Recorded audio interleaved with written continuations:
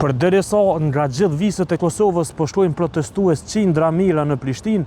këtu në afërsi të qendrës së paraburgimit në Sheveningjen të Hagës, situata është shumë e qetë. Në objektin që gjendet pas meje po mbahen prej nëntorit të vitit 2020 Hashim Thaçi, Kadri Veseli, Recep Selimi e Jakub Krasniqi.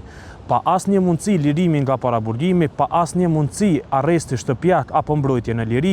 ata tash e 6 përvjetore të pavarësisë së Kosovës po i presin në paraburgim. Sipas rregullores së qendrës së paraburgimit, në raste kur ka festa të tilla shtetërore, fetare e kombëtare, ata mund të kalojnë më shumë kohë së bashku dhe kanë kushte më të lehta për lëvizje brenda qendrës së paraburgimit. Këtu në afërsi të qendrës nuk ka pasur lëvizje të qytetarëve përveç interesimit tepër të madh të mediave nga Kosova e Shqipëria në përvjetorin e 18 të pavarësisë së Kosovës, ku tash interesimi është i ndarë në dy pjesë, një pjesë në Kosovë e pjesa tjetër në Hagë në afërsi të përfundimit të gjykimit në rastin e krerëve të UÇK-s.